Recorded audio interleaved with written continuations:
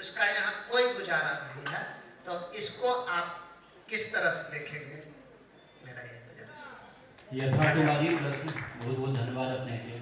और क्यों? मैं doctor Vivekanand Jha, retired associate professor chemistry, MRM college Darbhanga से। सर, मेरा एक कहना है कि जैसा तक मैं समझ पाया हूँ, हालांकि बहुत कुछ समझने का कोशिश तो कर रहा हूँ लेकिन समझ नहीं पाया हूँ। हमको लगता है कि ये जो जनसुराज है वो बिहार सेंट्रिक है फर्स्ट, लेकिन इस बैनर पर कहीं बिहार का चर्चा नहीं है सर। और ये देख के हमको थोड़ा सा जो है सो ये हुआ, क्या हम अपने इस बैनर पर बिहार के किसी चीज का, ऐसा कुछ भी नहीं है मेरे पास जिसको हम इस बैनर पे दे सकें? अगर ऐसा हो तो सर आपके लिए आभार प्रकट करूंगा। दूसरी बात कि सर, मैं जब आ रहा था, मुझसे कुछ दिन पहले भी जब मेडिकल कॉलेज कैंपस में आपका मीटिंग होने वाला था, हमको बच्चों ने, उस समय हम रिटायर नहीं किए थे और आपके कुछ वॉलंटियर्स हमसे मिले थे और मैंने उनसे बात की थी। हमको अच्छा लगा था, रादर उसका कम्युनिकेशन स्किल भी बहुत अच्छा था और वो अच्छे अच्छे इंस्टीट्यूट से पढ़े हुए बच्चे थे। मैंने उनसे कहा था कि मैं आ रहा हूँ। फिर जब कुछ दिन, 2-3 दिन पहले हमको फोन आया तो हमको कहा गया कि आइए, लेकिन जब हम आने लगे यहाँ तो मैंने अपने भीतर झांका कि तुमने बिहार के बारे में आज तक सोचा क्या है? बिहार की बेहतरी के बारे में आज जो चले हो सुनने के लिए, वो आज तक तुमने सोचा क्या है?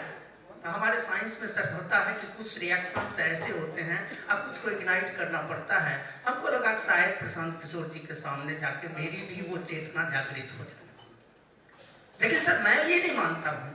मेरा ये मानना है कि सर जब कभी भी जिसके भीतर असली आग है वही बदलाव लाता है।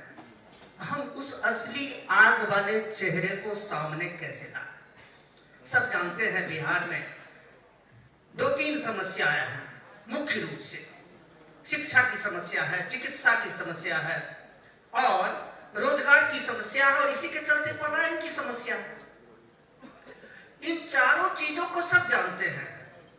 समय कम है, हम कौन सी ऐसी कोशिश करें हर ब्लॉक लेवल में, हर गांव लेवल में? हम बहुत नहीं बदल सकते हैं लेकिन अपना एक छाप तो छोड़ सकते हैं। धन्यवाद सर। बहुत बहुत धन्यवाद।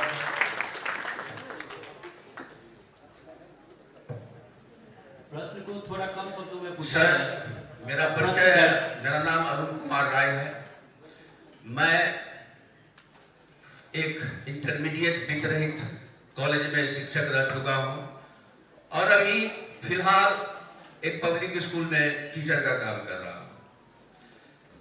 2014 में जब बीजेपी ने इलेक्शन लड़ा तो उस समय में हम लोगों को सुनने में आया कि प्रशांत किशोर जी इस पार्टी का उद्धार किए।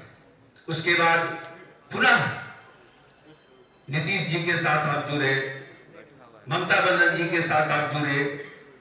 एक बार मैं गांव गया और वहां मैंने लोगों से सुना सुदूर देहात में कि प्रशांत किशोर जी एक जादूगर है, वो जिस पार्टी को पकड़ते हैं उस पार्टी की विजय होती है। तो मेरा प्रश्न यही है कि क्या हम लोग उस जादू की फिर कल्पना कर सकते हैं जिससे कि मेरा बिहार का उद्धार हो सके? धन्यवाद। प्रश्न के कम से कम शब्द में रखल जाए जेकि प्रश्न डायरेक्ट लागे और जवाब देवा आसान हुए। जी नमस्कार सर, मेरा नाम राजेश रंजन हुआ, ललिता यूनिवर्सिटी से मैथमेटिक्स से पीजी कर रहे हैं। सर आपसे क्वेश्चन ये है कि यहाँ पे सर छात्र राजनीति के बारे में आप क्या सोचते हैं? यहाँ या फिर पूरे बिहार में जितने भी यूनिवर्सिटी है उसमें छात्र राजनीति के बारे में? धन्यवाद। नमस्कार सर, हमार नाम अरुण आनंद है। हमार सवाल है अहाँ से कि बीपीएससी जो एग्जाम लेके टीचर वाला, वो चुनाव घड़ी जखन आबै छै तखन उद्घोषणा किया करे छै बीपीएससी के? ई वोट के लोभ ले दऽ रहल छै, अन्यथा एकर किछु आर प्रयोजन छै? एक तऽ निश्चित समय के न तय करे छै इस साल में हमरा एतेक नौकरी देबाक अछि, एना में युवा जे तैयारी कर रहल छै कॉम्पिटिशन तकरा लेल तऽ समस्या छै ने सर, बहुत पैघ समस्या छै। ताहि पर अहाँ की विचार अछि बाद में हमरा बताएब। धन्यवाद। और किनको सवाल कली पाछू जी हमार नाम है रूपेश मिश्रा एक शिक्षक छी प्राइवेट स्कूल सर अपने के साथ दूटा चीज जानना चाहे छी चूंकि शुरू से फॉलो के वहाँ एक मैच्योरिटी अहाँ के अंदर में ये समझिए बहुत को मदद के लिए ना बहुतो सरकार बने लिए हैं करिश्माई व्यक्तित्व या तो दूटा स्टेप अपने जो उठेलिए ओइ पर हमरा इच्छा है जे अहाँ कोन दृष्टिकोण से उठेलिए एकरा बारे में अवगत कराबी विचार कनी हम सब जानना चाहे छी पहिलुक चीज जे अपने जो उपचुनाव में जंप के लिए वो हमरा लगे जे बहुत जल्दीबाजी में शायद कदम अपने उठा लेलिए या भ सके छै से बेहतर कोनो विचार अपने मन में हेते ओइ समय में हमरा लागल जे शायद अपने के जे छवि है ओकरा और भी कनी बढ़िया से बेहतर तरीका से प्रस्तुत करे के लिए शायद वो उपयुक्त समय नहीं रहा दोसर जे बीपीएससी के जे आंदोलन चले छले ओइ में अपने से वो जंप क गेल शायद से कतो जेपी आंदोलन के कनी बू आवा लागल छले हल्का सा ओकर पृष्ठभूमि आबि गेल रहे तो अपने की वही आंदोलन का कॉपी करे के कोशिश कर के अपने इमेज बना चाहते एहि बारे में सर अवगत करे प्रश्न तो बड़ छै लोगो सब बड़ छै तो कम समय ले छै दोनों प्रश्न पर नजर जरूर डालबे धन्यवाद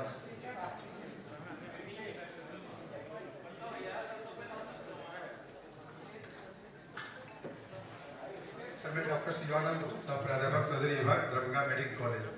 मैं सर जानना चाहता हूँ किसी भी देश या राज्य की व्यवस्था जो उसके शिक्षा और स्वास्थ्य पर निर्भर करता है और हमारे बिहार का जो स्वास्थ्य है और शिक्षा है आप देख चुके हैं से किस तरह से प्रभावित है इस पर सर आपका क्या विचार है? Thank you.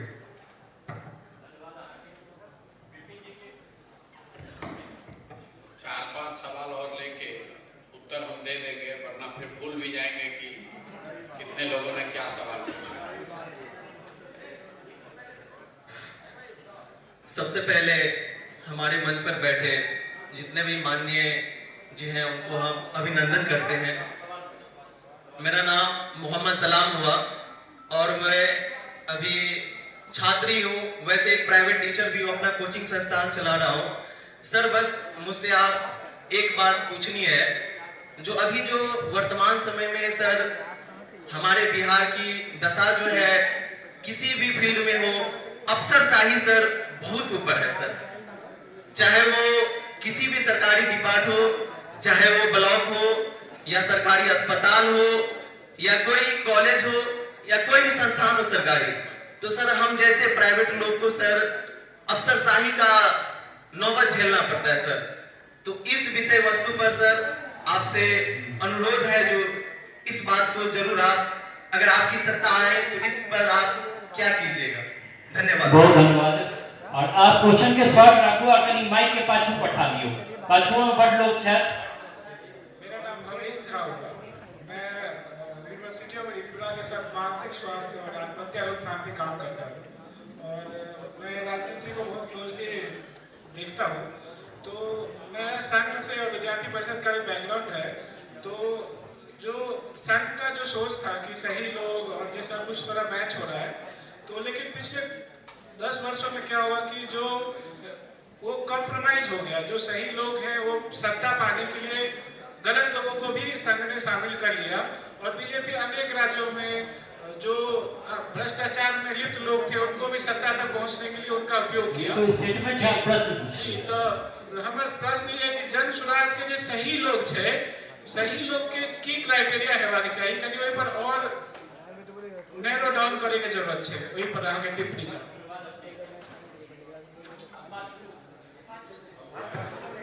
विपिन जी को दिया जाए।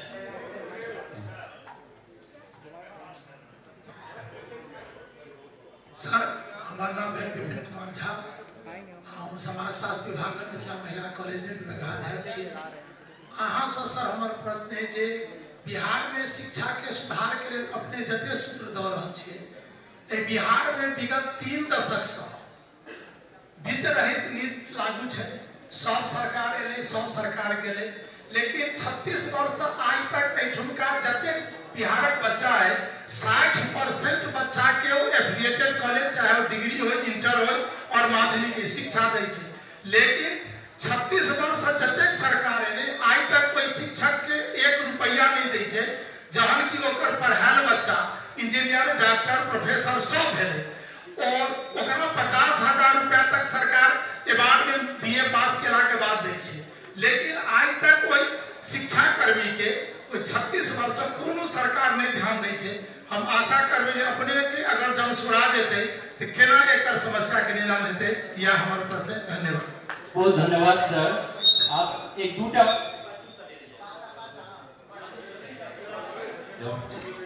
और जे शिक्षा पर प्रश्न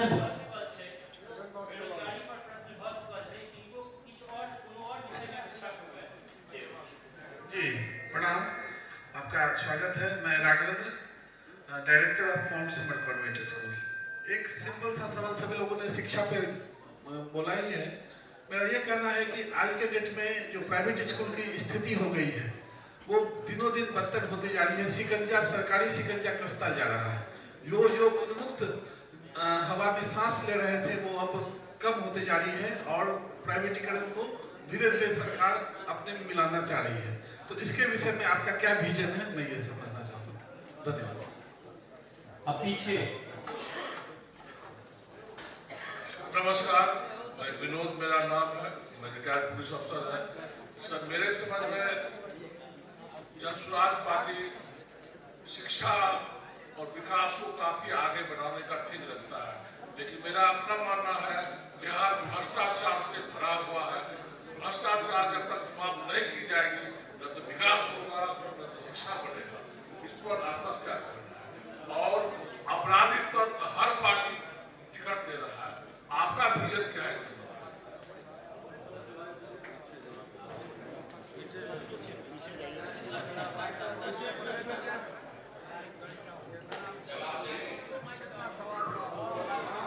नमस्कार, मेरा नाम अभय चौधरी है।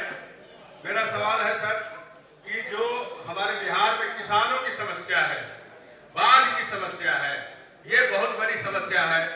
दूसरी बात है कि एक किसानों की संस्था है, सरकार का रजिस्टर्ड संस्था है जिसको पैक्स कहते हैं, और सरकार के तरफ से पैक्स में आज तक किसी भी तरह की योजना को नहीं दिया गया। साथ ही पैक्स के किसी सदस्यों को या अध्यक्ष को पंचायत प्रतिनिधि का दर्जा तक नहीं दिया गया। क्या हमारी पार्टी जन स्वराज पार्टी अगर सरकार में आती है तो इसके लिए कुछ करना चाहेगी क्या?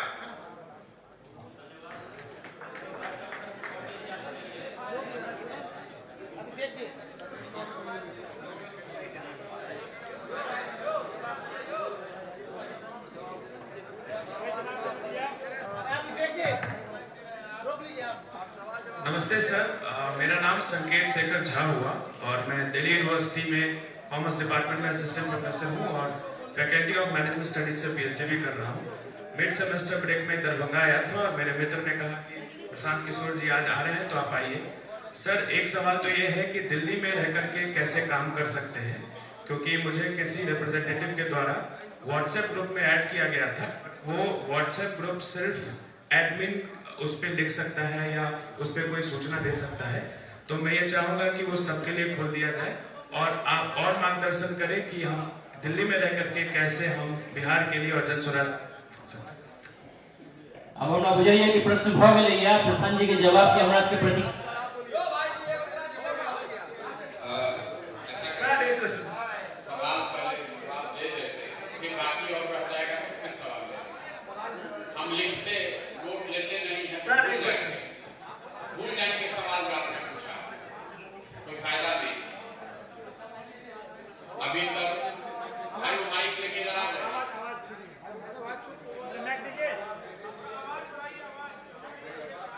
माइक लेके आ जाइए इधर स्टेज की तरफ। पीछे आवाज आ रही है ना? सबसे पहले तो आप सबका धन्यवाद कि आप समय निकाल कर यहाँ आए हैं। बिहार को सुधारने के किसी प्रयास से अपैरेंटली प्रभावित हैं या कम से कम कुछ आपकी जिज्ञासा है, उसके बारे में जानना समझना चाह रहे हैं। जितने सवाल मैंने सुने उसमें 3 ब्रॉड कैटेगरी जो मुझे समझ में आया। एक तो है वो लोग जो बिहार में विकास होते देखना चाहते हैं, शिक्षा और रोजगार में सुधार होते देखना चाहते हैं, भ्रष्टाचार कम होते देखना चाहते हैं, उससे जुड़े हुए सवाल हैं। कुछ सवाल दल को लेकर है कि जनसुराज इसमें कैसे अपनी जगह बनाएगा, जनसुराज इसमें कैसे जीत पाएगा। और तीसरा, कुछ लोगों ने सवाल ये पूछा कि हम इसमें क्या कर सकते हैं। तो भाई आप शुरू कर लीजिए बिहार से। आपने किसी ने बताया कि सबसे बड़ी समस्या यहाँ पर शिक्षा है, कोई बता रहा है कि रोजगार है, कोई बता रहा है कि भ्रष्टाचार सबसे बड़ी समस्या है। सबसे बड़ी समस्या ये है कि आप और हम सारी समस्याओं को जानते हुए भी उस समस्या पर वोट नहीं करते हैं। और ये हमारा कोई सब्जेक्टिव ओपिनियन नहीं है। आप दरभंगा में बैठे हैं, दरभंगा से ही शुरू कीजिए। लोग कहते हैं कि यहाँ कुछ नहीं बदला, तो भाई कुछ नहीं बदला, यहाँ का एमएलए भी नहीं बदला। दोनों चीज को एक लाइन में लिख लीजिए। आप कह रहे हैं कि दरभंगा में कुछ नहीं बदला, और दरभंगा में पिछला 20 वर्ष से एमएलए भी नहीं बदला। दोनों चीज कैसे हो रहा है? अगर कुछ नहीं बदला तो आपको एमएलए तो बदलना चाहिए था।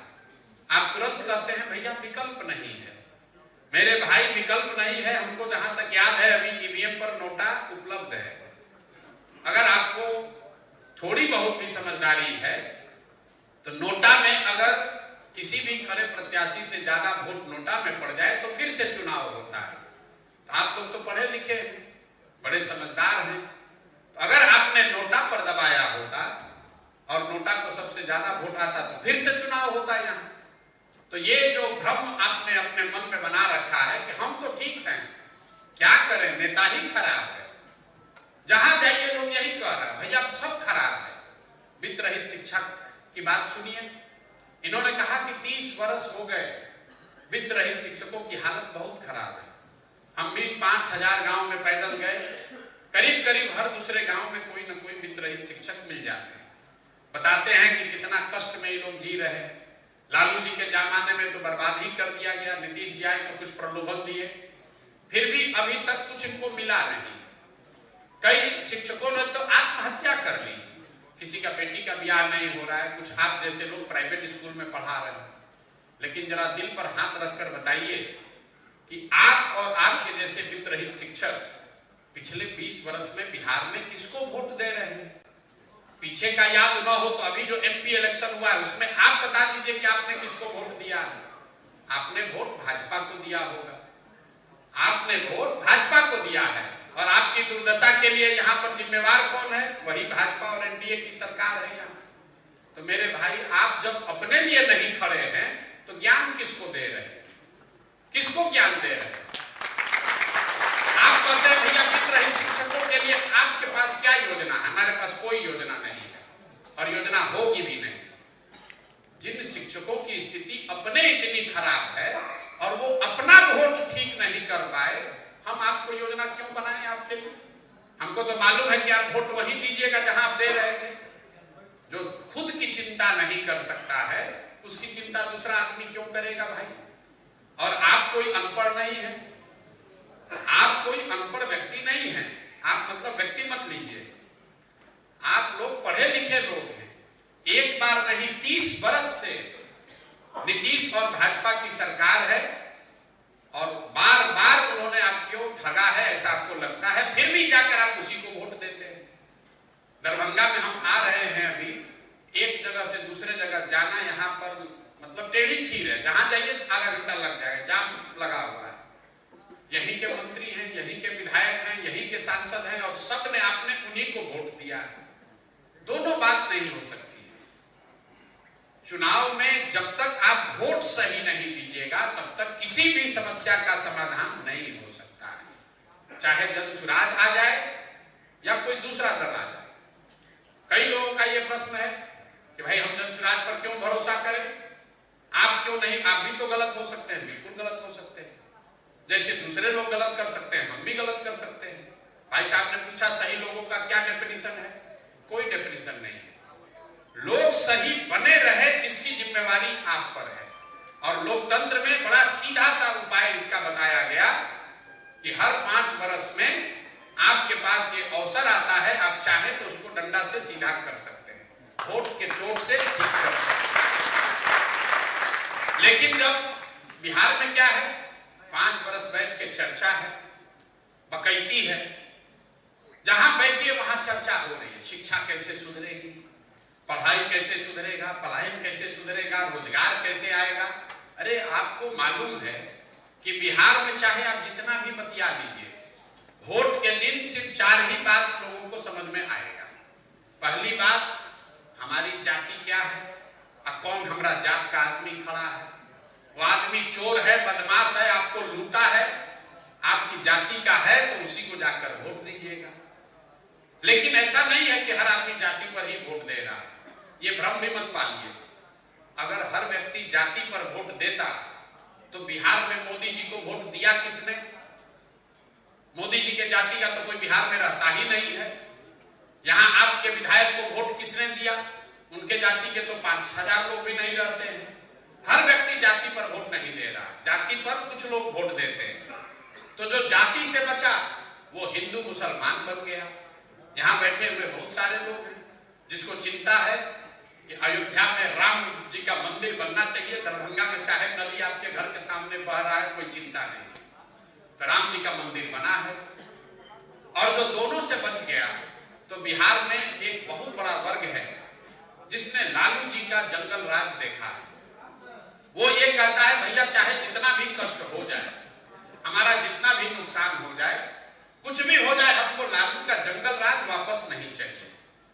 तो जिस एनडीए को, भाजपा को आप 5 बरस गाली देते हैं, उसी को चुनाव के दिन लालू को हराने के नाम पर जाकर वोट दे देते हैं कि भैया चलो नाली गली नहीं है, पढ़ाई नहीं है, रोजगार नहीं है, कम से कम अपहरण तो नहीं हो रहा है, 6 बजे हमको घर में जाके छुपना तो नहीं पड़ रहा है।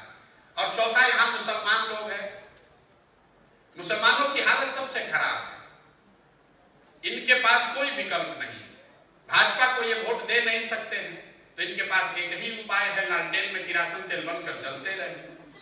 आप लोग ईमानदारी से अपने को प्रबुद्ध करने वाले लोग दिल पर हाथ रखकर बोलिए कि इसी 4 चीज पर वोट दिए हैं कि नहीं दिए। काहे के लिए लंबा लंबा ज्ञान दे रहे हैं कि भैया शिक्षा पर अपना विजन बताइए। ऐसा लगता है कि शिक्षा पर विजन सुनकर आप वोट दे दीजिएगा क्या? नहीं दीजिएगा भाई, वोट तो इसी 4 चीज पर दीजिएगा। बिहार की दुर्दशा तब तक नहीं सुधरेगी जब तक आप और हम वोट देने का तरीका नहीं सुधारेंगे।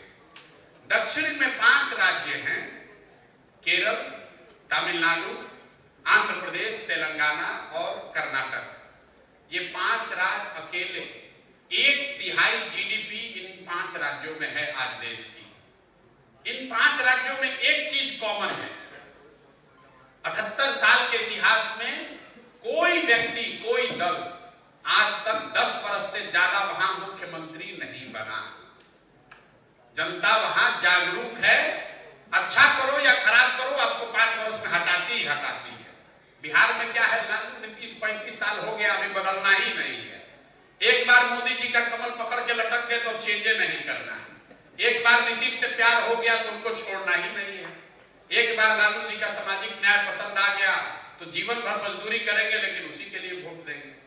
तो जनसुराज भी अगर आप आ जाए, जीत कर आ जाए, तो जनसुराज के लोग भी काम नहीं करेंगे। अगर जनसुराज ये जान जाए कि हमारा कोई कंपटीशन नहीं है, हमको वोट मिलेगा ही, तो हम काम क्यों करेंगे? तो सबसे ज्यादा जरूरी है कि बिहार के लोग जो आपका मुद्दा है उस पर वोट दीजिए और भरोसा किसी पर मत कीजिए। 5 साल के लिए वोट दीजिए, 5 साल के लिए भरोसा कीजिए, जीवन भर की बंधुआ मजदूरी मत कीजिए। यहाँ पर जीवन भर की बंधुआ मजदूरी है। जिसको वोट दे दिए, अब प्रशांत किशोर बहुत आपको अच्छे लगने लगे तो प्रशांत किशोर का झंडा लेके घूमने लगे। मेरे भाई, वोट और भरोसा लोकतंत्र में 5 वर्ष के लिए है, वरना जिन लोगों ने लोकतंत्र की परिकल्पना की वो कह सकते थे कि चुनाव 7 वर्ष में होगा, ये भी कह सकते थे कि चुनाव 3 वर्ष में होगा। लेकिन साइंस कहता है कि 5 वर्ष इनफ टाइम है किसी व्यक्ति को काम करके दिखाने के लिए, और 10 वर्ष लिमिट है जिसके आगे आप कोई आमूलचूल काम नहीं कर सकते। ये हम नहीं कह रहे, दुनिया में जितने विकसित देश हैं जहां पर मैच्योर डेमोक्रेसी है वहां 10 वर्ष का लिमिट है। अमेरिका में आप 2 बार से ज्यादा प्रेसिडेंट नहीं हो सकते। क्यों 10 वर्ष का लिमिट है? क्योंकि इंपेरिकल स्टडीज में ये पाया गया कि एक ही काम को अगर आप 10 वर्ष से ज्यादा लगातार करते रहिएगा तो उसमें कोई नया आमूल-चूल काम आप नहीं कर सकते। तो यही नीतीश कुमार पहले 10 वर्ष में बेहतर मुख्यमंत्री थे, अभी बिल्कुल नकारा मुख्यमंत्री दिख रहे हैं आपको। तो 10 वर्ष का लिमिट आप जन सुराज के लिए भी रखिए, किसी के लिए भी रखिए, जिसको बनाए 10 साल मैक्सिमम है, 5 वर्ष नहीं तो मैक्सिमम 10 वर्ष। वो जो भाई साहब कह रहे हैं कि संघ ने सिखाया सही आदमी, तो जब भाजपाइयों को भी लग गया कि किसी को टिकट देके वोट मिलवे करेगा तो उन्होंने भी चाल चरित्र चेहरा को छोड़ दिया। क्या जरूरत है, वोट तो पड़ेगा ही मोदी जी के नाम पर, तो क्यों चाल चरित्र चेहरा की चिंता करें। अब आपने कहा बिहार में शिक्षा और पलायन कैसे रुकेगा, तो बात ठीक है, कुछ तो उस पर विजन होना चाहिए। 3 फंडामेंटल बात हम लोग कह रहे हैं, तो मैं सारे प्रश्नों का उत्तर तो नहीं दे पाऊंगा, लेकिन शिक्षा और पलायन को लेकर बताऊंगा, फिर जन सुराज के बारे में बताऊंगा। तो सबसे पहले जन सुराज की बात कर लीजिए। किसी ने कहा कि आप आंदोलन नहीं किए हैं, अभी आपका बहुत लोग नहीं जानता है। ठीक बात है, बहुत लोग तो नहीं जानते हैं। कुछ लोगों की चिंता है कि जिसके पास मोबाइल है उसको तो समझ है, गांव में लोगों की समझ नहीं है। तो मेरे भाई ऐसा है कि बिहार में 5 करोड़ लोग हर महीने इंटरनेट पर जुड़ते हैं, उनके पास स्मार्टफोन है, वो इंटरनेट सोशल मीडिया का उपयोग करते हैं। तो अगर 5 करोड़ लोग, जो नहीं जानता है उसको छोड़ दीजिए, जो इंटरनेट से जुड़ा है, जान गया, समझ गया, अगर उसका आधा आदमी भी ठीक से वोट दे दे तो भी जन सुराज आ जाएगा, तब भी व्यवस्था बन जाएगी। एक और साइंस की बात सुन लीजिए, समाज में परिवर्तन लाने के लिए सिर्फ 3% लोगों का ही किसी विचार से जुड़ना काफी है। 3% लोग अगर किसी एक कॉज के लिए साथ आ जाए तो समाज में बड़ा आमूल-चूल परिवर्तन लाया जा सकता है। 100% लोग कभी किसी के साथ नहीं होंगे। इस देश में किसी भी दल को, किसी भी नेता को आज तक 50% से ज्यादा वोट मिला ही नहीं। गांधी को नहीं वोट मिल सकता था 50%, तो हम और आप क्या किस खेत के मूली हैं? जरूरत इस मोदी जी को कितना वोट मिला है? 10 में 3 वोट मिला है। मतलब 7 आदमी आज भी मोदी से, भाजपा से, संघ से, उनके प्रयास से सहमत नहीं है। तो जरूरत इस बात की नहीं है कि हर व्यक्ति जाने, उसका प्रयास जारी है, लेकिन महत्वपूर्ण यह है कि जो जाने उस पर वो एक्ट करे। आप सुन लिए, समझ लिए, फिर भी कुछ नहीं कर रहे हैं, वो ज्यादा खतरनाक है। इतने लोग जन सुराज को आज जानते समझते हैं कि अगर वो समझकर वोट कर दें तो परिवर्तन हो जाएगा। इतने लोग जन सुराज को जानते हैं। हर दिन जन सुराज के वीडियो कम से कम 2 करोड़ लोग जन सुराज का वीडियो यूट्यूब पर देख रहे हैं।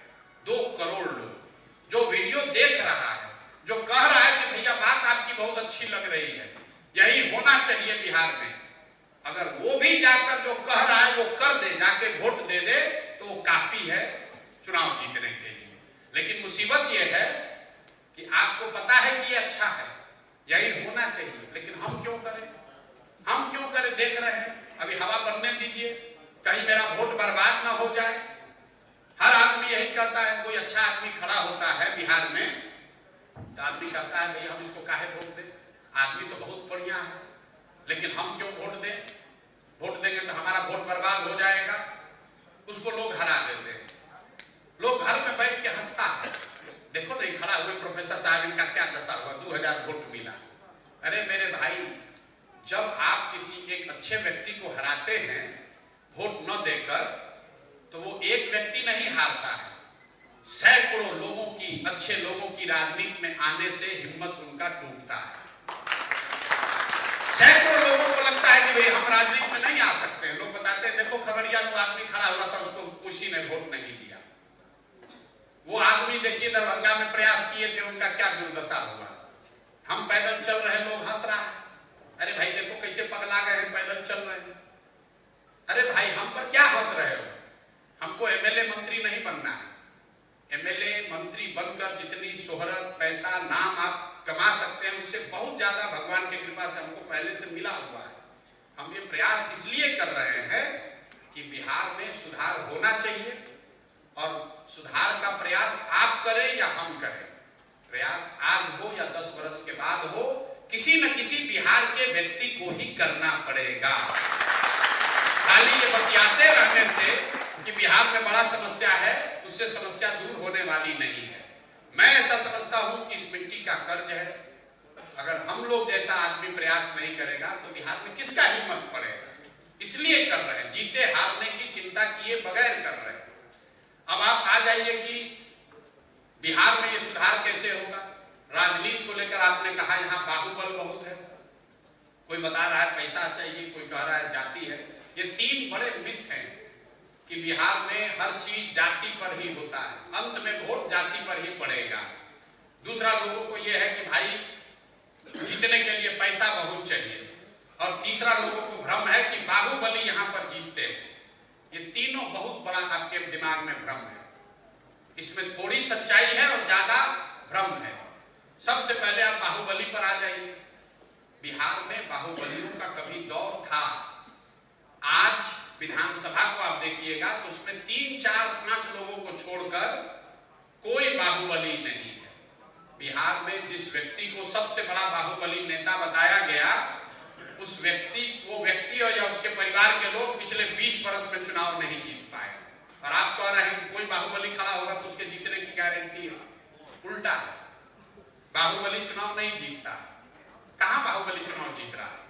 इक्का दुक्का 243 पे अगर 5 बाहुबली जीत गए तो आपको लग रहा है कि सब बाहुबली जीत रहा है, और 238 को 235 को अच्छा आदमी जीता हुआ है, यार कम से कम बाहुबली तो नहीं है, आप उसको नहीं देख रहे। ये फेनोमेना है कि जब रोड पर गाड़ी चलती है तो सैकड़ों गाड़ियां चल रही हैं, आप उसका नोटिस नहीं करते हैं। एक गाड़ी का एक्सीडेंट हो जाता है तो आपको ध्यान रहता है कि वो गाड़ी का एक्सीडेंट हुआ है, इसलिए आपको लगता है कि यहाँ पर सब बाहुबली हैं। आपको मैं डॉक्टर साहब ये कहूंगा कि जाकर घर पे ये एक्सरसाइज कीजिए कि कितने बाहुबली बिहार में जीते हुए हैं। मुझे नहीं लगता है कि एक भी सांसद, पप्पू यादव को छोड़ दीजिए, तो जिसको बाहुबली की कैटेगरी में डालिएगा जो कि जीता हो पिछली बार, चाहे अच्छा हो खराब हो अलग बात है, बाहुबली कोई नहीं। तो ये भ्रम है लोगों का। दूसरा, लोगों को भ्रम है कि पैसा बहुत चाहिए। मैं आपको बता रहा हूं कि पैसा, कोई भी काम आप जीवन में कर रहे हैं तो पैसे की जरूरत है।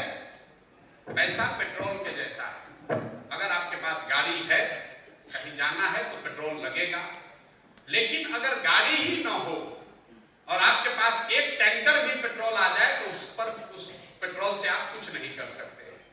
जब भी आपको लगे कि राजनीति करने के लिए पैसा ही जरूरी है तो एक बार अपने दिमाग पर थोड़ा जोड़ दीजिए और याद कीजिए कि जिस किसी को भी आप नेता समझते हैं, लालू जी हो, नीतीश हो, ममता बनर्जी हो, कामराज हो, जिसको भी आप नेता समझते हो, मोदी हो, योगी हो, जो भी नेता है, जरा याद कीजिए कि जिस दिन समाज ने उसको नेता बनाया वो कितने बड़े आदमी थे। कांसी राम जी कितने बड़े आदमी थे। मुलायम सिंह यादव किस टाटा बिरला के लड़के थे। नीतीश कुमार, लालू यादव, ममता बनर्जी किस टाटा बिरला के लड़के थे। जिस दिन समाज ने उनको नेता बनाया तब वो पैसे वाले नहीं थे। नेता बनने के बाद पैसे वाले हो गए वो अलग बात है, लेकिन समाज ने तो साधारण परिवार के लोगों को ही नेता बनाया। नोट है, वोट है, तो नोट का जुगाड़ समाज कहीं ना कहीं से कर देता है। वोट है तो नोट का जुगाड़ हो जाएगा। नोट हो तो वोट की गारंटी नहीं है। भाजपा के पास इतना पैसा इसलिए है क्योंकि उनके पास वोट है। अंबानी के पास भाजपा से सैकड़ों गुना ज्यादा पैसा है, वो 20 करोड़ वोट की गारंटी नहीं दे सकते। पैसा चाहिए, लेकिन सबसे पहले आपका चरित्र चाहिए, समाज में समर्थन चाहिए। समाज में समर्थन होगा तो थोड़ा कम या ज्यादा पैसा आपको हो जाएगा। तीसरी जो सबसे बड़ा मिथ बिहार के नजरिए से है, जो सबसे ज्यादा पूछा जाता है कि भैया जाति से कैसे निपटिएगा, बिहार में तो हर चीज जाते पर होता है। तो बिल्कुल ये भी बहुत बड़ा आपका भ्रम है। मैं आपको 4 उदाहरण दूंगा। आगे जनसुराज जाति से कैसे निपटेगा उसको छोड़िए। जब भी आपको लगे कि बिहार में हर समय हर आदमी जाति पर ही वोट देता है, तो आप जरा याद कीजिए 1984 को। 1984 में कांग्रेस को इस बिहार में बहुत बड़ी सफलता मिली थी। आप राजीव गांधी के जाति के बिहार में लोग नहीं रहते हैं, बहुत ज्यादा तो नहीं रहते हैं, कैसे सफलता मिली? आप कहिएगा कि अरे भाई वो तो इंदिरा जी की मृत्यु हुई थी, मृत्यु से जो सहानुभूति की लहर थी उसी में जात पात भूलकर सब लोगों ने कांग्रेस को वोट दिया। इसको साहब लिख लीजिए अपने कागज पर। फिर आपसे पूछेंगे 1989 में क्या हुआ? बीपी सिंह राजपूत समाज के लीडर कैसे पूरा बिहार जीत गए? आप बताएंगे कि अरे भैया वो बीपी सिंह का बात नहीं था, वो जो बोफोर्स का मामला चला, बोफोर्स का मामला भ्रष्टाचार इतना बड़ा मुद्दा बन गया कि पूरे बिहार को छोड़िए पूरा देश से लोग जाकर बीपी सिंह को जनता दल को वोट दिया। फिर आपसे पूछेंगे, चलिए इसको भी लिख लीजिए। फिर पूछ रहे हैं 2014 में क्या हुआ? मोदी तो गुजरात के हैं, उनके जाति के तो एक भी आदमी नहीं बिहार में है, वो कैसे चुनाव जीत गए? भाजपा कैसे चुनाव जीत गई? तो आप बताइएगा भैया भाजपा का कुछ नहीं था, वो तो जो मोदी जी का लहर चला सोशल मीडिया पर और जो प्रचार हुआ, सब लोग जाकर मोदी के नाम पर भाजपा को वोट दे दिया। इसको भी लिख लीजिए। फिर पूछेंगे भाई 2019 में क्या हुआ? तो ज्यादातर बिहार के लोग बताएंगे कि भैया बड़ा कांटे का मुकाबला था, लेकिन जो पुलवामा हुआ ना, पुलवामा के बाद तो समझिए कि सब लोग सब चीज भूल के जाकर मोदी को भाजपा को वोट दे दिया। ये चारों एग्जाम्पल को आप लिख लीजिए। पहला एक घटना है एक नेता की मृत्यु और मृत्यु से उपजी हुई सहानुभूति की लहर। दूसरा एक मुद्दा है बोफोर्स भ्रष्टाचार और उससे बनी हुई लहर। तीसरा एक व्यक्ति है मोदी और उसकी बनाई हुई लहर। और चौथा एक विचार है राष्ट्रवाद का मामला है, उससे बनी हुई लहर। ये आपको क्या बताता है? अगर कोई व्यक्ति, अगर कोई मुद्दा, अगर कोई विचार, अगर कोई घटना समाज के इमेजिनेशन को कैप्चर कर ले तो समाज में ये ताकत है कि वो जातियों से ऊपर उठकर वोट करता रहा है। आगे करेगा कि नहीं छोड़ दीजिए, करता रहा है पिछले 30 वर्ष से। फिर भी आपको लगता है कि जाति पर ही वोट पड़ता है। क्यों लगता है? लगता इसलिए है कि बीच के कई चुनावों का मैंने रेफरेंस नहीं दिया। जब चुनाव में कोई ऐसा नया प्रयास न हो, कोई नया व्यक्ति न हो, कोई नया मुद्दा न हो, दोनों लड़ने वाले एक ही जैसे दिख रहे हैं, तो समाज भी कहता है दोनों तो एक जैसा है, चलो अपना जाते वाले को दे देते हैं। Society fall backs on the identity.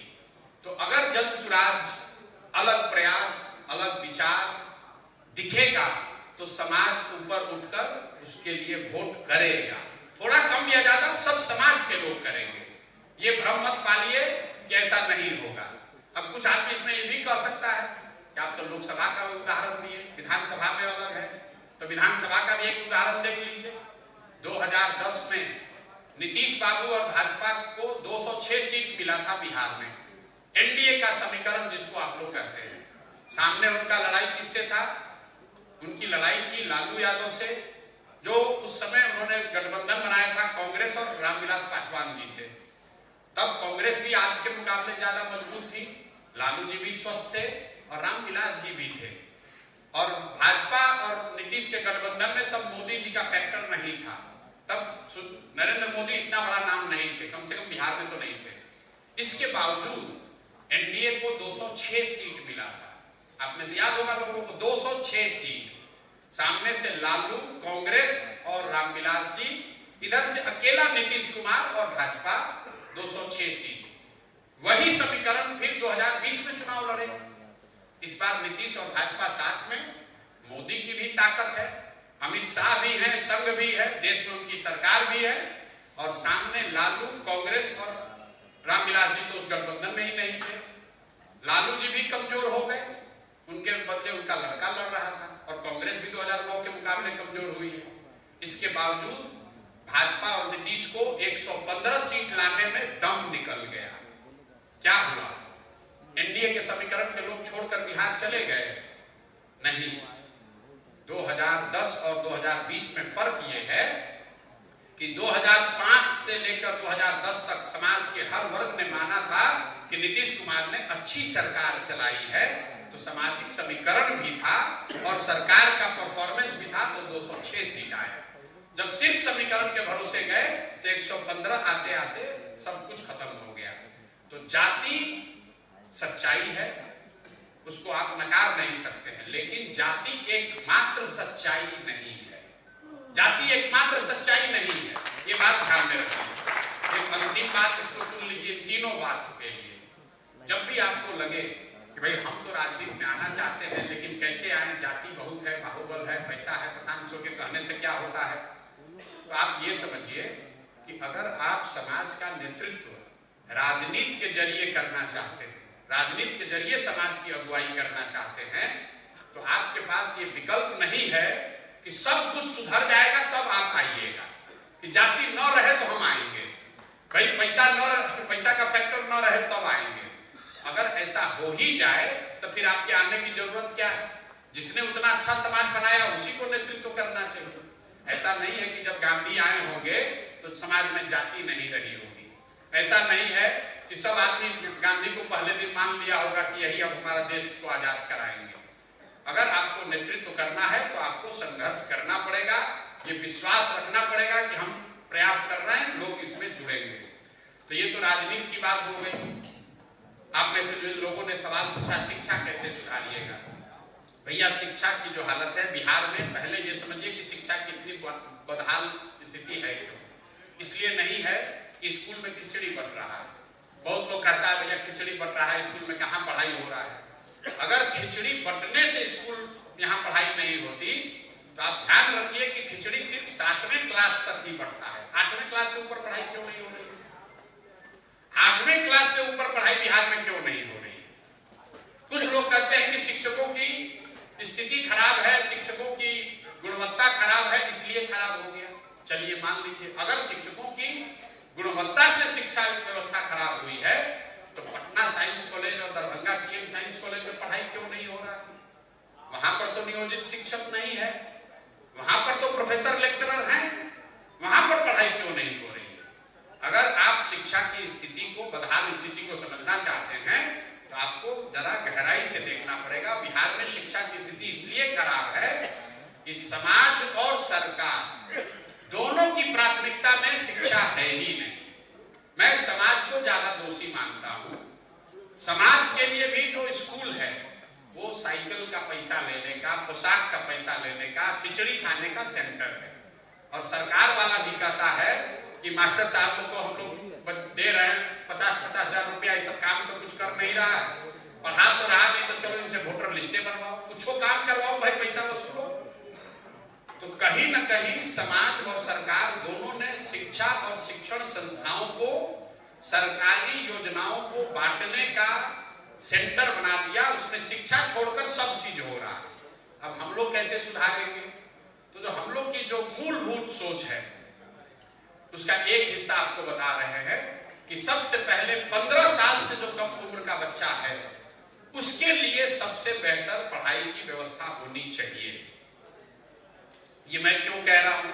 क्योंकि फिर रिसर्च कहता है कि अगर 15 साल तक बच्चा बढ़िया पढ़ गया, अपने पैर पर खड़ा होने से उसको जीवन में कोई नहीं रोक सकता है, कोई नहीं रोक सकता है। 10वां क्लास तक अगर आप बढ़िया पढ़ा दीजिए तो अच्छा या खराब वो व्यक्ति अपना जीवन धीरे धीरे खड़ा कर लेगा। तो पूरे दुनिया में सबसे अच्छी शिक्षा व्यवस्था कहाँ है?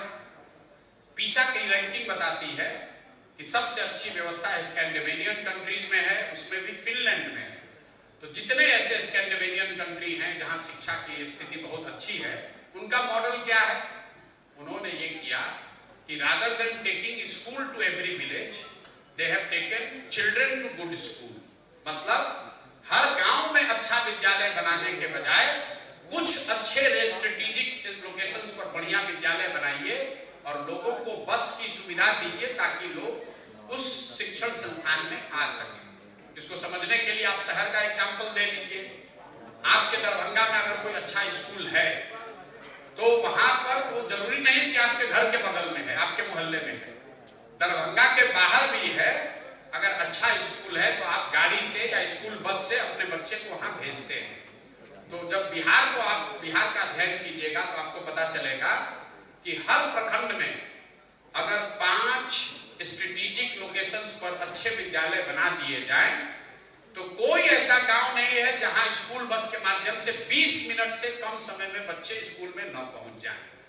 तो हम लोग की जनसुराज की ये सोच है कि कम से कम 5 अच्छे विद्यालय हर प्रखंड में वरीयता के आधार पर पहले बनाया जाए। मैं 5 ही क्यों कह रहा हूं, 5 भी नहीं बना सकते, क्योंकि जिस स्तर के विद्यालय की हम लोग बात कर रहे हैं, समझ के लिए, रेफरेंस के लिए आप नेतरहाट को समझ लीजिए, क्योंकि नेतरहाट सरकारी विद्यालय था, 1500 से ज्यादा वहां से IAS IPS बने हैं, इसी बिहार में चलता था। तो अगर आपको नेतरहाट जैसे विद्यालय बनाने हो तो करीब करीब 500 विद्यालय बनाने में 15,000 करोड़ रुपए का खर्च आएगा। और बिहार का जो शिक्षा बजट है 60,000 करोड़ का, अगर उसमें कोई बहुत आमूलचूल नया परिवर्तन न हो जाए, नया पैसा न आए, तो उसमें से 15-20 हजार करोड़ रुपया निकाल कर ये व्यवस्था बनाई जा सकती है कि हर साल प्रखंड में एक अच्छा विद्यालय जरूर बना दिया जाए, ताकि अगले 5 साल में 5 ऐसे विद्यालय बन जाएंगे। और तब बाकी 5 साल में क्या होगा, इस 5 साल में क्या होगा, जिनको अभी आप विद्यालय बनाएंगे तो बच्चों का क्या, उनका भला कैसे होगा, उनका तो उम्र बीत रहा है। उसके लिए जनसुराज ने ये कहा कि जो व्यवस्था वेस्ट में है कि जहां पर भी सरकारी विद्यालय अच्छे नहीं हैं, वहां पर पेरेंट्स को ये सुविधा दी जाए कि आप अपने बच्चे को प्राइवेट स्कूल में भेजिए और उसका फीस सरकार अपने खजाने से भरेगी। क्योंकि बहुत सारे लोगों को ये भ्रम है कि सरकारी विद्यालय मुफ्त है। सरकारी विद्यालय मुफ्त नहीं है। सरकारी विद्यालय को चलाने में 60,000 करोड़ रुपया हर साल लग रहा है। तो अगर उसका एक हिस्सा, हम लोग की अपनी सोच है कि 1/3 बजट का पैसा, शिक्षा बजट का पैसा नए विश्व स्तरीय विद्यालयों को बनाने में खर्च किया जाए और 1/3 पैसा बच्चों को, उनके गार्जियन को वाउचर के तौर पर दिया जाए कि आप अपने बच्चे को अगर ठीक लगे तो प्राइवेट में भेजिए। कुछ लोग ये कहेगा इससे तो सब प्राइवेट में भेजेगा, नहीं भेजेगा। अगर आज आपको कहा जाए कि आपके बच्चे को पटना साइंस कॉलेज में पढ़ना है कि प्राइवेट कॉलेज में पढ़ना है पटना में, तो यहाँ बैठा हुआ हर आदमी कहेगा कि नहीं, हमको पटना साइंस कॉलेज में पढ़ना है। अगर आपको कहा जाए कि पटना मेडिकल कॉलेज से मेडिकल करोगे कि मणिपाल से करोगे, तो 100% आदमी कहेगा कि नहीं, हम पटना मेडिकल कॉलेज से करेंगे। ये व्यवस्था वेस्ट में है। यूएस में सबको ये सुविधा है, सरकारी भी है, प्राइवेट भी है। वाउचर मिलता है, लोग वाउचर सरेंडर करते हैं। हर आदमी हार्वर्ड जाना चाहता है। State run schools and colleges are much better than the private one, और इंडिया में भी ये है।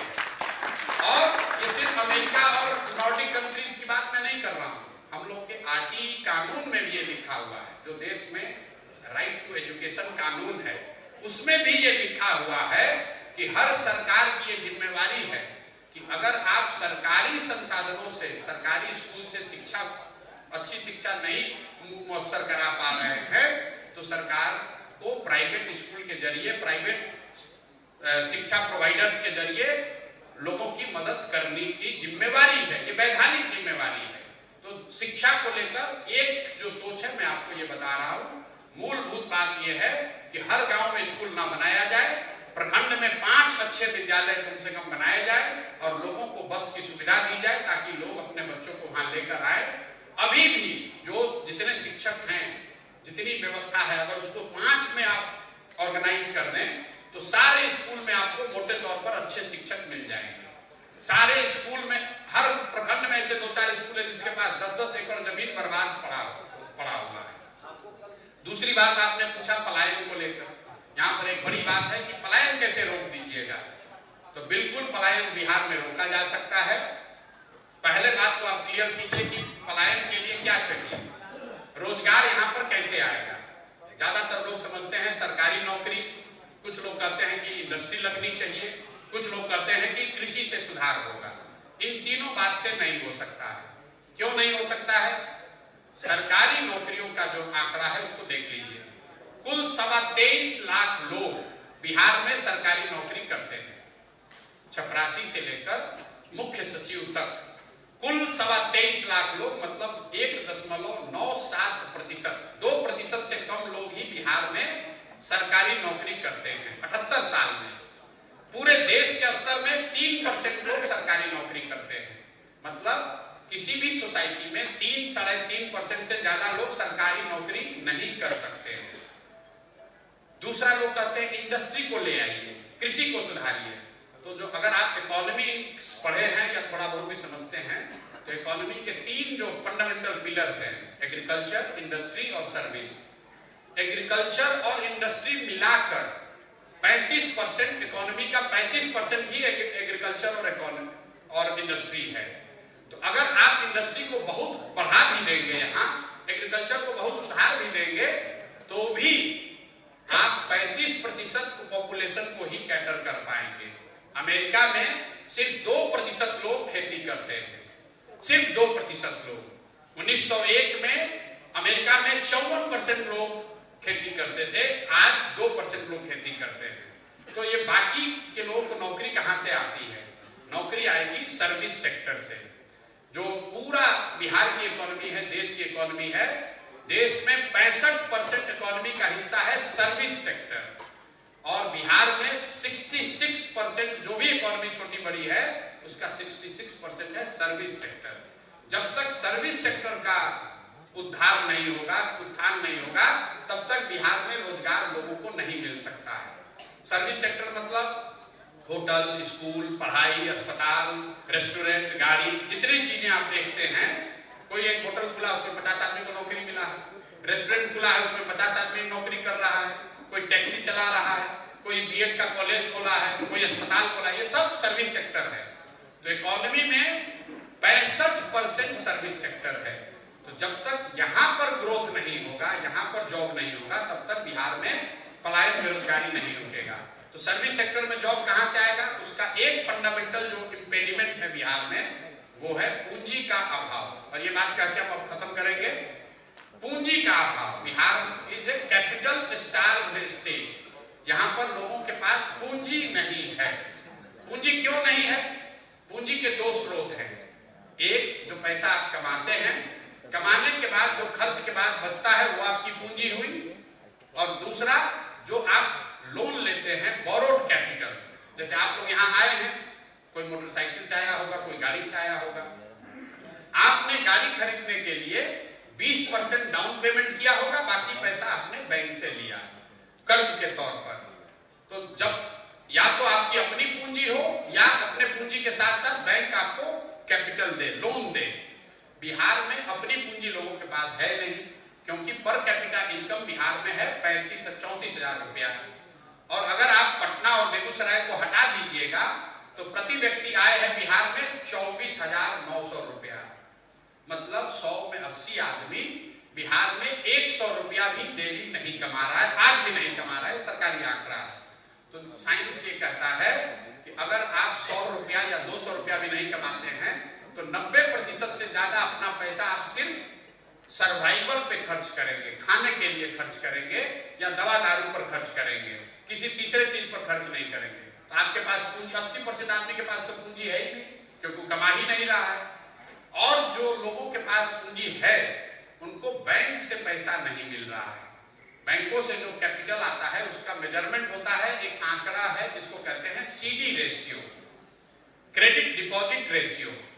पूरे बिहार में बैंकों में जो पैसा जमा होता है उसके मुकाबले बैंकों ने कितना पैसा लोन के तौर पर आपको, हमको, बिहार के समाज को वापस किया। देश के स्तर पर CD रेशियो है 70%, अभी है 74, एवरेज 70 रहता है। मतलब देश भर में लोगों ने जो पैसा बैंक में रखा उसका 70% पैसा बैंक लोन के तौर पर वापस देता है, ताकि आप घर बना सकें, आप गाड़ी खरीद सकें, बिजनेस कर सकें, नर्सिंग होम बना सकें, खेती में इन्वेस्ट कर सकें। बिहार में ये रेशियो है 40%। इसका नतीजा क्या होता है? पिछले फाइनेंशियल ईयर में बिहार के लोगों ने, गरीब जनता ने मिलकर बैंकों में जमा किया 4,21,000 करोड़ रुपया। इसको ध्यान से समझ लीजिए। पिछले वर्ष बिहार के बैंकों में हमने, आपने, सबने मिलकर जमा किया 4,21,000 करोड़ रुपया। और अगर 70% CD रेशियो होता तो यहां पर पैसा उसके हिसाब से 2,80,000 करोड़ रुपया मिलना चाहिए था, लेकिन मिला कितना? 1,61,000 करोड़। बाकी पैसा कहां गया? बाकी पैसा बैंकों ने यहां से ट्रांसफर किया कर्नाटक में, गुजरात में, आंध्र प्रदेश में, तमिलनाडु में, केरल में, क्योंकि वहां पर CD रेशियो कितना है? 90, 95, 100, 105। और ये हमारा आंकड़ा नहीं है। मैं आपसे सबसे कहूंगा कि जाकर आरबीआई का वेबसाइट देखिए, हर 15 दिन पर यह आंकड़ा जारी होता है। और देश के लेवल पे प्रधानमंत्री के चेयरमैनशिप में कमेटी होती है जो देखती है कि सीडी रेशियो 70 के आसपास बना रहे। राज्य के स्तर पर भी मुख्यमंत्री के चेयरमैनशिप में कमेटी है देखने के लिए कि समाज में क्रेडिट का फ्लो बना रहे। पिछले 1990 से लेकर पिछले साल तक बिहार से स्टैगरिंग 26.35 लाख करोड़, मतलब 26,35,000 करोड़ रुपया बैंकों ने यहां से आपका पैसा ट्रांसफर किया है दूसरे राज्य में। ना आपने कभी इसकी चर्चा सुनी, ना कोई सवाल पूछ रहा है, ना कोई बता रहा है। आप अंदाजा लगाइए कि अगर हर साल 2 लाख करोड़ रुपया एक्स्ट्रा, 2 लाख करोड़ रुपया एक्स्ट्रा बिहार के लोगों को इन्वेस्ट करने के लिए मिल जाए तो कितने ज्यादा लोग घर बनाएंगे, कितने ज्यादा लोग गाड़ी खरीदेंगे, कितने ज्यादा लोग बिजनेस व्यापार फैलाएंगे। तो जन स्वराज की सोच ये है कि अगर पलायन रोकना है तो बुद्धि का पलायन रोकना होगा, और बुद्धि का पलायन रोकने के लिए पहले पूंजी का पलायन रोकना होगा। अगर आप पूंजी का पलायन रोकेंगे, जिस दिन बिहार में 70% सीडी रेशियो हो गया तो बहुत बड़े पैमाने पर जो समझदार लोग हैं उस पूंजी का उपयोग करके कुछ न कुछ यहाँ रोजी रोजगार खड़ा करेंगे। और जैसे ही पूंजी और बुद्धि का पलायन रुका, श्रम का पलायन अपने आप रुक जाएगा। ये जन स्वराज की सोच है पलायन को रोकने के लिए। पलायन को रोकने के लिए दूसरा जो लीवर हम लोग बता रहे हैं कि मनरेगा को कृषि से जोड़ा जाए। बिहार में करीब 8 से 9 हजार करोड़ रुपया सेंटर से हम लोग को मिलना चाहिए मनरेगा के लिए। चूंकि बिहार सरकार की लापरवाही है या यहाँ अफसर काम नहीं कर रहे हैं, चोरी कर रहे हैं, तो पिछले वर्ष सिर्फ 39% पैसा ही हम लोग लेकर आए, 61% पैसा हम लोगों ने सरेंडर कर दिया। तो हम लोग ये कर रहे हैं कि मनरेगा को कृषि से जोड़िए और जो मजदूर जो कृषि के क्षेत्र में मजदूरी करते हैं उनको उन किसानों को दिया जाए जो नगदी की खेती करना चाहते हैं। ज्यादातर लोग जो यहाँ किसान हैं वो खेती, जिनके पास जमीन है, वो खेती इसलिए नहीं कर रहे हैं क्योंकि वो मजदूर नहीं मिल रहे हैं, या धान गेहूं की खेती इसलिए करते हैं क्योंकि मजदूर की समस्या है। तो इसलिए कहा जा रहा है कि मनरेगा के मजदूर को अगर किसानों को दे दिया जाए, इस शर्त के साथ कि आप धान गेहूं की खेती न करके कैश क्रॉप की खेती करेंगे, तो पर एकड़ productivity and output could be taken to many fold above than what it is today. तो ये एक, इससे दूसरा फायदा ये होगा कि मनरेगा में होने वाला चोरी बंद हो जाएगा। तीसरा फायदा ये होगा कि लाखों लोग जो पंजाब और हरियाणा के खेतों में जाकर काम कर रहे हैं वो बिहार के खेतों में काम करने लगेंगे। तो ये पूंजी के उपलब्धता से और मनरेगा को, कृषि के मजदूरों को बिहार में किसानी से जोड़कर बिहार के डिस्ट्रेस पलायन को बिल्कुल 1 साल में रोका जा सकता है। ये सिर्फ मैं नहीं कह रहा हूं, जितने भी डेवलपमेंटल इकोनॉमिस्ट से हमने बात करी है उसमें बिहार के भी कई लोग शामिल हैं, वो सब का मानना है कि ये दोनों चीज से ही बिहार में पलायन रुक सकता है, बिहार में तरक्की आ सकती है, बिहार में लोगों की गरीबी दूर हो सकती है। 2-3 सवाल आपने मेरे व्यक्तिगत जन स्वराज को लेकर पूछा कि भाई आप तो इतना होशियार हैं, आप काहे लड़ गए जाके बाई इलेक्शन। तो मेरे भाई, आप पढ़े लिखे व्यक्ति हैं, आपने सुना होगा कि स्पेस वाल के जब एक्सपेरिमेंट होते हैं, पहला मिसाइल आप छोड़ते हैं तो मिसाइल फेल हो जाता है, but again the data suggest कि the failed experiment gives you more knowledge and experience and more data point than the successful ones. तो अगर आप जाके देख लीजिएगा, अगर आप जांचेंगे नहीं, जो काम आप कर रहे हैं उसको जांचिएगा नहीं तो पता ही नहीं चलेगा कि इसमें गलती क्या है। तो I would rather take a hit in by election than going blank in main election. 4 by election लड़े तो ये पता चला कि कहां पर चीजों को और बेहतर करने की जरूरत है, वरना आप सीधे जाइएगा चुनाव में लड़ने और वो हार गए तो 5 साल वेट करना पड़ेगा। तो इसलिए लड़े। दूसरा आपने सवाल और कहा कि आप जल्दी में दिख रहे हैं, यही तो आपने पूछा है। नहीं, बीपीएससी के आंदोलन की बात मैं उसी को जोड़ रहा हूं। भाई साहब ने कहा कि आप आंदोलन कुछ नहीं खड़ा किए, तो भाई मेरा आंदोलनों में कोई यकीन नहीं है। पिछले 2.5 साल से कह रहा हूं, मेरा आंदोलनों में कोई यकीन नहीं है। हम बीपीएससी आंदोलन में नहीं गए थे। बीपीएससी का प्रोटेस्ट शुरू हुआ उस समय हम नहीं गए थे। बीपीएससी के प्रोटेस्ट के दौरान एक लाठी चार्ज हुआ जिसमें कुछ छात्रों को, एक लेडीज, एक लड़की को मैंने देखा पुलिस ने मारते हुए, उसके पेट पर जूता पहन के पैर रखा हुआ था। तब मैं गया और उस बात के विरोध में गया कि लाठी नहीं चलनी चाहिए। आपको मानना है मानिए, ना मानिए, लेकिन इस तरह से बर्बरतापूर्ण लाठी चार्ज आप नहीं कर सकते हैं। उसकी लड़ाई भी लड़ी गई और आज स्थिति यह है कि आप जाकर इसको चेक कर लीजिएगा। पिछले 4 वर्ष में कुल 87 ऐसे प्रोटेस्ट पर नीतीश कुमार ने लाठी चलवाया है।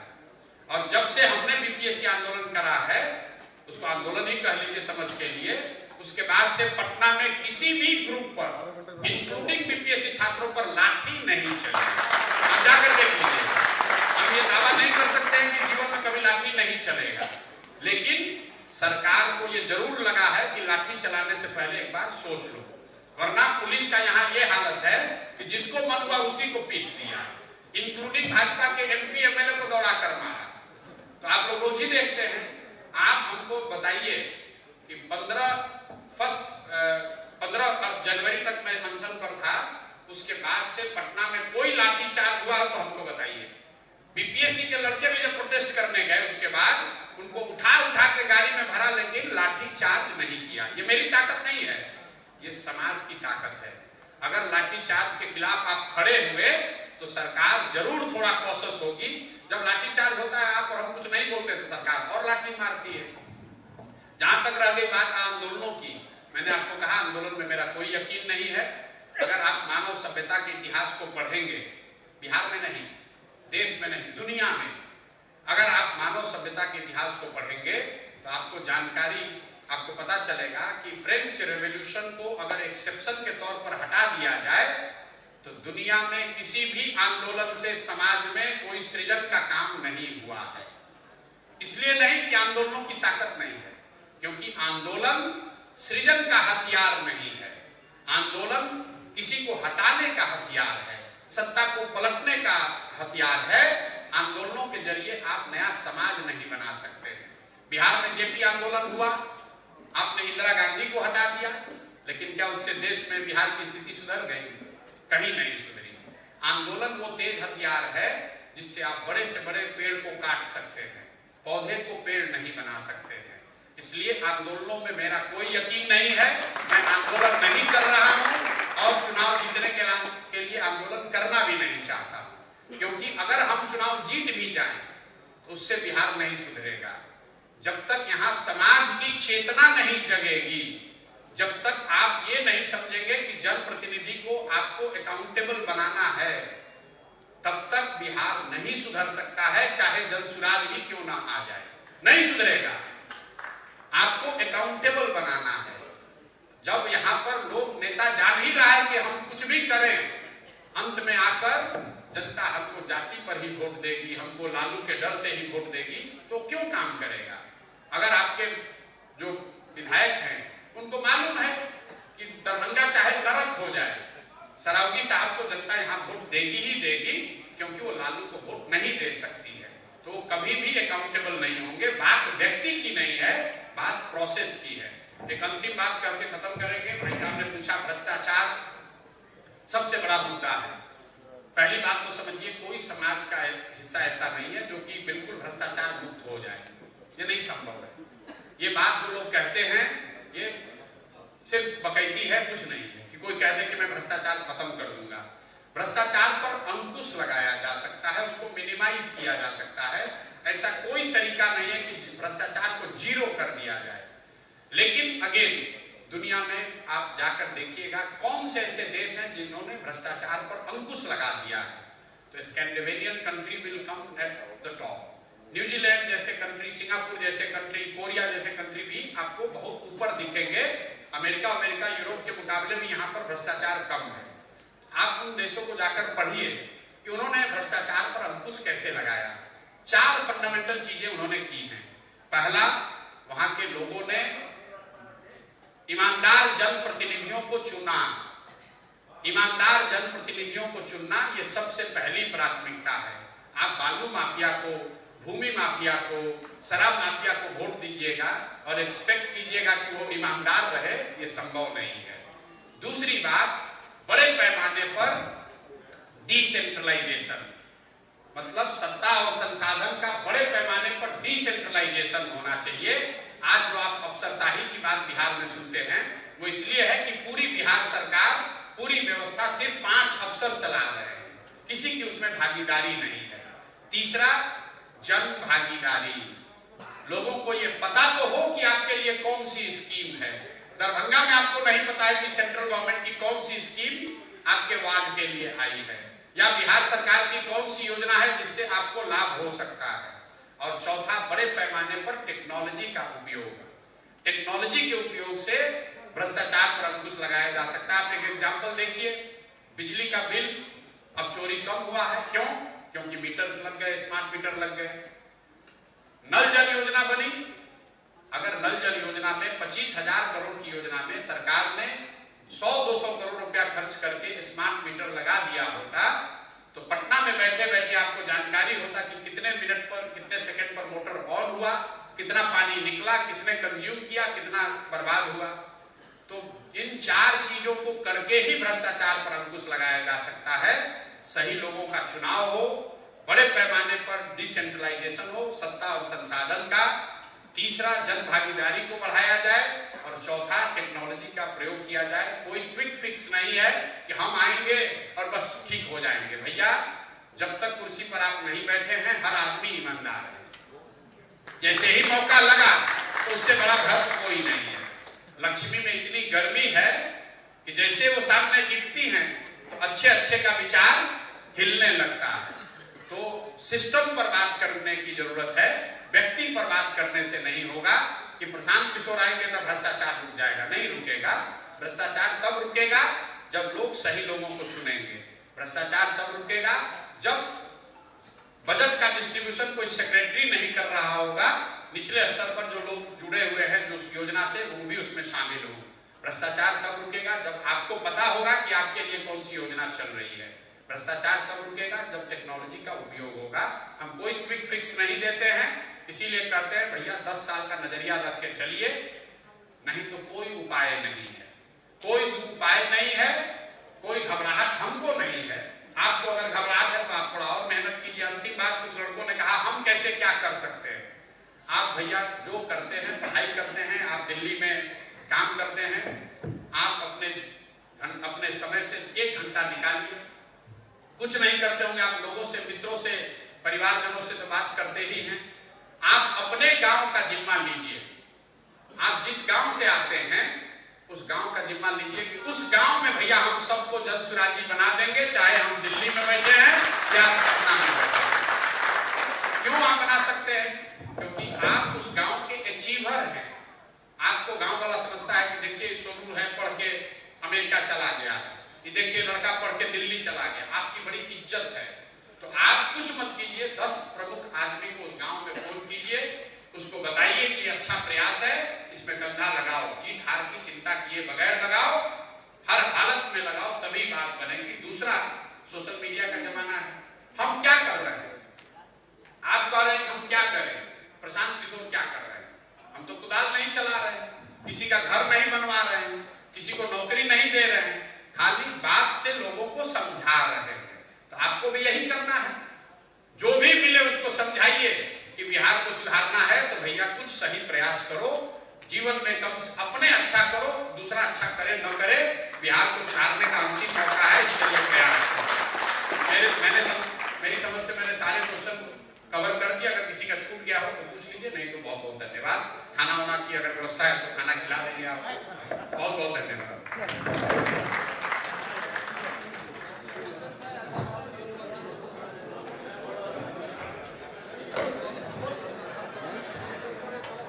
आप कनी विलंबो भ रहल छै त सब लोगे से आग्रह करब जे आइ हमर सबके सौभाग्य है जे प्रशांत जी हमरा सब संगे छथि और हमरा सब संगे भोजनो करता त अपने सब लोग सम्मिलित होइयो भोजन में। और फिर से प्रशांत जी से जे प्रश्न पूछा के हुए ओतऽ पूछ सकै छी। लेकिन अब हम चाहबनि कि सर एक मिनट सर